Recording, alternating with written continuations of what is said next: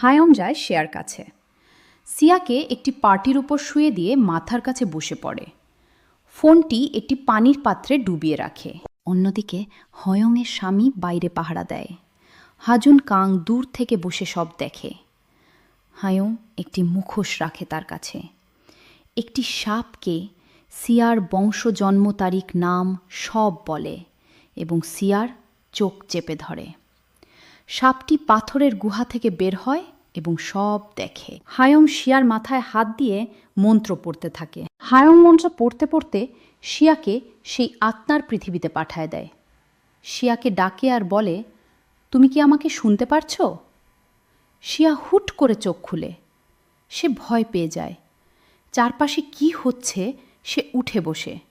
হঠাৎ হায়ংকে দেখতে পায়। সে বলল, তুমি কি আমাকে চিনতে পারছো? তুমি সে আত্মার পৃথিবীতে আছো। তোমাকে আমার সাথে 3টি দরজা পার করতে হবে। হায়ং সিয়াকে বের হয়ে আসতে বলে হঠাৎ করে বাইরে অনেক ঝড় বাতাস সৃষ্টি হয়। চারদিক অনেক অন্ধকার হয়ে পড়ে। তার স্বামী বাইরে মন্ত্র পড়তে শুরু করে। সে বলে, হে রক্ষক, আমাদের রক্ষা করো, এবং গোল করে একটি দাগ কেটে দেয়। অন্যদিকে শিয়া অন্ধকার ঘন জঙ্গলে কিছু বুঝতে পারে না। হঠাৎ হায়ং আসে একটি দরজা দেখিয়ে দেয় আর বলে, যাই হয় যাক পিছন ফিরে তাকাবে না, তোমাকে ভয়কে জয় করতে হবে। হায়ং ফিরে যায় এবং একটি মাস্ক পরে নেয়। সিয়া ধীরে ধীরে সিয়া প্রথম দরজাটি পার করতেই তার স্কুলে চলে আসে, যেখানে তার বন্ধুটি মারা গেছিল। সে বুঝতে পারে না কি হচ্ছে।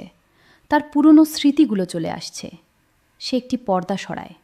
হঠাৎ তার বন্ধু হিয়াংউক চয়ে চলে আসে এবং শেয়ার গলায় চুরি ধরে। শ্রেয়াকে পেছনে ঘুরতে নিষেধ করেছিল, তাই সে সেখান থেকে দৌড়ে উপরতলায় চলে যায়। বারবার একই ঘটনা হচ্ছিল। সে গোলক ধাঁধার মধ্যে ফেঁসে গেছিল। আবার দেখল হিয়াংউক চয়ে ছুরি নিয়ে শেয়ারার দিকে তেড়ে আসছে। সে একটি ঘরে লুকিয়ে পড়ে। আর সেখানে আরও একটি দরজা ছিল। সে রক্তাক্ত হয়ে পড়ে। ইয়াং বলল, পরের দরজাটি পার করতেই হবে। আবার বাতাস সৃষ্টি হয়। ইয়াংয়ের স্বামী মন্ত্র পড়তে শুরু করে দিয়েছে। ইয়াং সিয়ার কাঁধে হাত রেখে মন্ত্র পড়ে এবং সিয়া একটি গোলক ধাঁধার মাধ্যমে একটি রাস্তায় পৌঁছায়। শিয়া রাস্তায় একটি গাড়ি দেখতে পায়। গাড়িতে আলো জ্বলছিল। শিয়া সেটি দেখে এবং আস্তে আস্তে গাড়ির দিকে এগোয়। গাড়িটি দেখে হঠাৎ তার ছোটবেলার কথা মনে পড়ে। সেদিন শিয়া তার বাবা ও মা একসাথে এই গাড়িতেই ফিরছিল। তার মায়ের মুখটি ভেসে ওঠে এবং আগের কথা মনে করেছে অনেক কষ্ট পায়।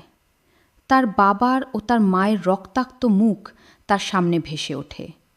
এই সবই ছিল সেই আত্মাটির একটি চাল। হায়ংয়ের স্বামী বলল, বেশি সময় নেই, শ্রেয়াকে বলো তাড়াতাড়ি সেখান থেকে বের হতে।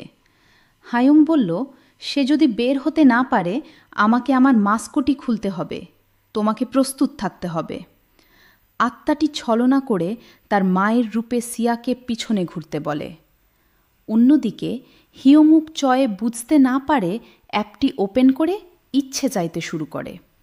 তাকে যেতে নিষেধ করে। এর মধ্যেই হায়ং চলে আসে, বলে, যেমনে পারো দৌড়াও। সিয়া দৌড়াতে দৌড়াতে সেই দরজাটি বার হয়। সিয়া চোখ খুলে এবং ভয় পেয়ে যায়। সে হিয়ং উকচয়ে ও হয়া ইয়ংয়ের স্বামীকে দেখে মনে করে সে ঠিক আছে। দুজনে সিয়াকে বোঝানোর চেষ্টা করে যে সব ঠিক আছে, কোনো ব্যাপার না। সিয়া হায়া ইয়ংয়ের কথা জিজ্ঞাসা করতেই তার স্বামী বলে সে বিশ্রাম করছে। হঠাৎ করে সিয়া হায়া ইয়ংয়ের কণ্ঠ শুনতে পায়। বলে, আমি ওইখানে নেই, 3য় দরজাটি এটাই, ওরা তোমাকে বিব্রত করছে। সিয়া ভয় পেয়ে যায়। ওরা দুজন কথা শুনতে নিষেধ করে, আর অন্যদিকে হায়া ইয়ং বলে এটা মিথ্যা। সিয়াকে হায়ংয়ের স্বামী বারবার বলে পিছনে তাকাতে, তার কথা না শুনতে। সে আর কিছু বুঝতে পারে না কি করবে। হায়ংয়ের স্বামী বারবার বলে, পিছনে তাকাও, পিছনে তাকাও, না হলে তুমি মরবে। হায়ং বলল, তুমি তাদের কথা শুনো না, তাড়াতাড়ি দরজা খোঁজো এবং সেখান থেকে বের হও। সিয়া দরজার দিক তাকাতেই হিয়ংউক চয় ভয় দেখায় এবং তার আঙুল চোখের দিকে নিয়ে আসে। হিয়ংউক চয়ে বলল, তুমি পেছনের দিকে তাকাও, না হলে সে আমাকে মেরে ফেলবে। আমি তোমার জন্য ইচ্ছে চেয়েছিলাম। সিয়া ভয় পেছনের দিকে তাকায়, অমনি হিয়ংইউকে সেই আত্মাটি দেখে নেই। সিয়াকে সেখান থেকে বের করে নিয়ে আসে এবং আবার একটি আলাদা অন্ধকার জায়গার মধ্যে চলে আসে। চারদিকে অন্ধকার এবং সামনে হঠাৎ একটি লাশ চলে আসে। লাস্টে ছিল মার্কস পরা এবং রক্তাক্ত মুখ, যা উপর থেকে দেখা যাচ্ছিল। হঠাৎ সে আর নাক চোখ থেকে রক্ত বের হতে শুরু করে। অনেক তাড়াতাড়ি অনেক ঘন রক্ত বের হয়। হাতে একটি লাল সুতা দেখতে পাই এবং সেইটা থেকে একটি টান অনুভব করে। তারপর সেখানেই একটি গলা কাটা মেয়ের লাশ দেখতে পায়। সিয়া দূর থেকে একটি আওয়াজ শুনতে পাই। দেখল যে হায়াং সেখানে আছে আর বলল, সেয়া তুমি কি ঠিক আছো? হায়াং বলল, এটাই আমাদের শেষ দরজা, এটা পার করতে পারলেই হয়ে যাবে। আত্মাটি আমাকে দেখে নিয়েছে, এখন আমাদের দুজনকে এখান থেকে বের হতে হবে, চলো তাড়াতাড়ি। দরজাটির সামনে একটি লাল ফোন ছিল। দুজনে সেদিকে দৌড়াতে শুরু করে। এর মধ্যে হঠাৎ দেখতে পায় একটি মেয়ে একটি ছুরি নিয়ে শ্রেয়াকে মারতে আসছে, কিন্তু হায়ং তাকে বাঁচিয়ে নেই। এর মাধ্যমেই তারা দুজন সেখান থেকে বের হয়ে আসে। হায়াং রক্তাক্ত হয়ে পড়ে আর অনেক ক্লান্ত হয়ে যায়। ফোনের টাইমারটি বন্ধ হয়ে যায়। শ্রেয়া বিপদমুক্ত হয়। হায়ংয়ের স্বামী অনেক খুশি হয়, কারণ তার বউ ফিরে এসেছে, এরা সফল হয়েছে। হায়ং তার ভাইকে বলে, আমার দিক দেখতে হবে না, আমি ঠিক আছি। হিয়ংউক চয়ে প্রথমে খেয়াল না করলেও পরবর্তীতে দেখে তার বোন রক্তাক্ত হয়ে গেছে। সে বলে, কি হয়েছে তোমার? তার বোন বলল, ও তাহলে এখন লক্ষ্য করলে, আর বলল, আমি ঠিক আছি। শ্রেয়াকে ভেতরে নিয়ে যাও, এখনও বিপদ কাটেনি। হায়ং তার স্বামীকে বলল, আমাকে আবার সেই দুনিয়ায় যেতে হবে, বিপদ এখনও আছেই। তার স্বামী বলে, তুমি পারবে তো? হায়ং বলল, বাচ্চাদের ভেতরে নিয়ে যাও। তারা চলে গেল। হায়ং সাপের মণ্ডপে হাত রাখল এবং সাপটি এসে তার হাতে প্যাঁচাতে শুরু করল এবং তার ক্ষত ঠিক করতে লাগল। অন্যদিকে নারী হসপিটালে যায়।